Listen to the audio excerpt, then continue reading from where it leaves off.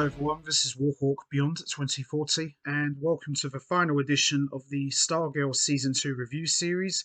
And today I am going to be talking about episode 13, the Season 2 finale of the show, Summer School Chapter 13, which I have just finished watching. And this episode was absolutely fantastic from start to finish, and what a way to cap off what has been an amazing season for the show.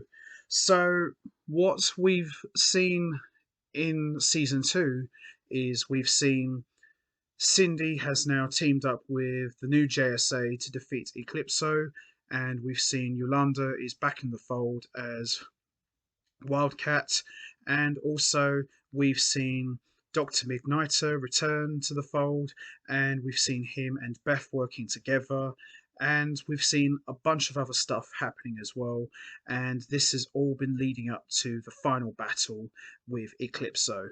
And all I've got to say is this episode was an amazing ride from start to finish, plenty of good action, a great cool setup for season 3 already, and we've got an idea of who the main villain is going to be for season 3. And we also got the episode title for the season 3 premiere. So lots going on, lots of cool setups, and just finished watching this episode already. I'm already pumped for season 3, and I think it's going to be even better than season 2. And I would go on record to say that season 2 of Stargirl is quite possibly the best season that the show has ever produced. And that's saying a lot, because as much as I enjoyed season 1, and I really did, season 2 just had that little something extra, which, in my opinion, made it just that more special. And what more can you ask for a character that's not very well known to a lot of newer fans? Obviously, a lot of older fans will know who Stargirl is. I would go on record to say that Stargirl, in my opinion, is one of the best DC shows of recent years. I just think it's continuing to get better and better, and this episode really put season 2 over and helped make it go out with a huge bang. So, with that all said, let's get straight into it. Let's talk about the season 2 finale, episode 13, Summer School, chapter 13. So, this episode kicks off with darkness falling over Blue Valley as we see Eclipso in the body of the child Bruce, who we've seen pop up in a number of episodes over the course of season 2, continues to menace Charles and Beth, and he wants their friends to come to them as the American Dream. Eclipso says he needs the power of light and intimates that he's harmed the people working in the building. Charles and Beth find her parents trapped in one of Eclipso's manipulations, and we see at Courtney's house Jenny wakes up from her horrific nightmare of Courtney being taken over by Eclipso, which we saw at the end of episode 12, and she tells Barbara about it, telling her to stop her daughter from going. However, it's too late as they've already started making their way. An underpowered JSA with Cindy make their way to the American Dream and are distracted by something in the sky while at the shop. We also see Rick works on his hourglass but is hit by a major setback. Stripe won't be ready anytime soon unless they get a Pacific part.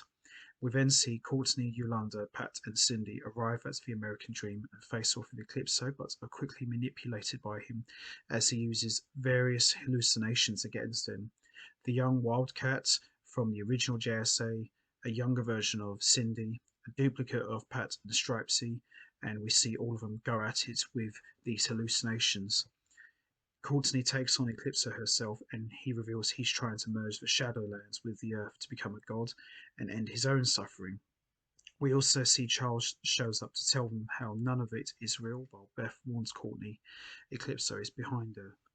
The manipulations end and the heroes come together against Eclipso directly with suboptimal results. Rick continues to struggle with the hourglass but goes to suit up anyway.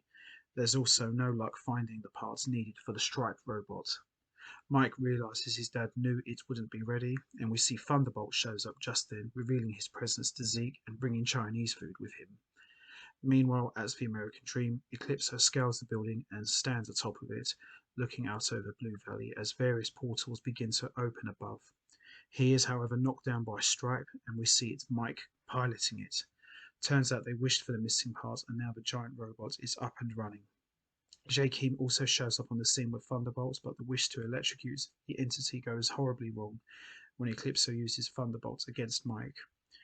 Rick shows up now in full Owlman attire with Grundy to help him fight, but even Grundy is no match for Eclipso. We then see Eclipso kills Grundy, enraging Rick, who is soon taken out. At the Whitmore Duggan house, Barbara and Jenny prepare to go to see what's going on when someone comes to the door, and Barbara is stunned by who is there. Meanwhile, downtown, Eclipso drags Pat away as he tries to help Mike, with Eclipso harming Pat to get to Courtney, and she admits that she hates Eclipso. This is exactly what Eclipso wanted. He only needed one thread of darkness to take over her, and thus Courtney is corrupted and becomes Eclipso's new host, allowing him to access the cosmic staff's power of light. A possessed Courtney begins the process of merging the real world with the Shadowlands. Good stuff here. Inside the American Dream, we see the Shade is alive and well after he sacrificed himself in the last episode and he saves Beth's parents. Beth quickly tries to explain to her parents about being superheroes as she and Charles suit up in Dr. Midnight's costumes. Outside, Cindy and Yolanda are free of Eclipso's control, and Cindy wants to kill Courtney because that's what you do, kill the host. However, Yolanda says no, there has to be another way. They have to get the staff. They fight the possessed Courtney, who declares that only one can control the staff, and then we see Starman show up and the pair fights for the staff. Starman tells Courtney that if the staff works for her, she's been chosen for a reason and she needs to fight while Eclipso tries to corrupt her mind.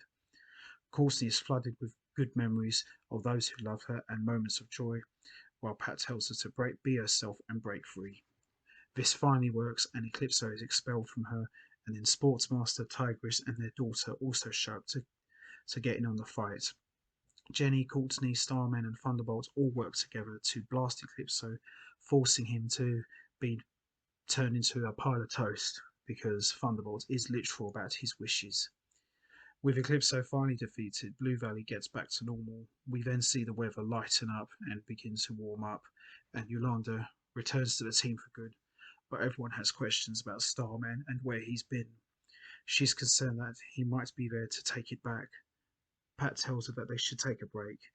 They did just defeat Eclipso because of her. Courtney says Eclipso only made her believe in people more. Sylvester shows up and says he's not there to take the staff back, but he might be able to show everything he can. Charles prepares to leave Blue Valley to go find his wife. Beth has already tracked her down to Melody Hills, Indiana, and finds out that his wife was pregnant when everyone thought he died, and it turns out that she's had a young son. Charles officially hands over the mantle of Dr. Midnight to Beth and giving her her blessing. Mike is now the pilot of Stripe. Jakeem has Thunderbolt. Mike has the idea that he and Jakeem should form their own team, though Jakeem is still adjusting to everything. Cameron has finally completed his mural of his father, and his grandparents decide it's time to tell him the truth about the family and show their ice powers to him. We then see in town Yolanda exit the church and encounters Cindy. Cindy says she was wrong about how to fight Eclipso and says that she wants to join the JSA. She also explains that you've had a pass for past mistakes. I deserve a pass too, so I want to start all over again. In the woods, we see Rick buries Grundy and plants a tree in the spot. We then see the Shade tells him to stop brooding, as Grundy has a habit of coming back if you bury him in just the right place. The Shade also reveals that he's not going to leave Blue Valley just yet, and he's become quite used to it. At Beth's house, her parents are thrilled that she's a superhero, and they've revealed that they're no longer getting a divorce, and they're super focused on becoming superhero parents, which doesn't exactly go down with Beth. At the Milwaukee Duggan house, they all sit down for breakfast when someone knocks on the door, and we see that the Crocs have bought the house next door and are now officially neighbours and have come to join them for breakfast. And then before this episode ends, we see the title for the season 3 premiere, which is going to be called Frenemies, and then we get a post-credit scene where we are taken back to the hospital where Jenny's brother was, and we see the main villain is revealed to be none other then Mr. Bones himself, who we see in a full long coat and suit with a skeleton head, and he reveals that he plans to take a trip to Nebraska. And then we see that Stargirl will return in 2022. And that is how we end season 2 of Stargirl, and that officially wraps up my review of the show. Overall, this season has been absolutely amazing from start to finish, and I love the little tease at the end of the main villain, who is going to be Mr. Bones, and he looks probably even more scarier than Eclipso. And Cindy turning over a new leaf and wanting to join the JSA, I think, is a really good sign of redemption, and I'm looking forward to seeing how that's going to play out in season 3. And the season 3 title is going to be Frenemies, so a very interesting title. Could be a reference to the Crocs moving next door, but I thought this was an excellent way to close season 2, in my opinion. So that's going to be it from me. I am going to wrap this up now. What did you think of the season 2 finale of Stargirl? Did you enjoy it? What was your thoughts of the post-credits scene with Mr. Bones? What kind of plans do you think he has for Nebraska? And also, what was your thoughts on Cindy wanting to join the JSA? Do you think there is a chance that she could be redeemed? And also, do you think she's truly changed? And also, what was your thoughts on Beth officially now becoming the new Dr. Midnight? Are you excited about this? And also, what about Yolanda returning to the fold? Are you glad she's back?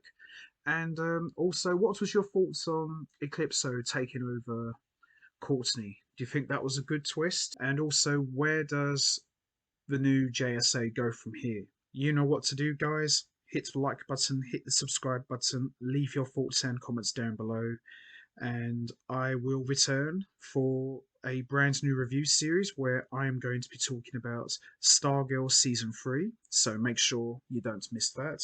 And I also want to take this opportunity to say a special thank you to everybody for listening to me talking about all 13 episodes of Stargirl Season 2. I hope you've enjoyed it, and until next time, take care, everybody, and stay safe. And once again, thanks for listening.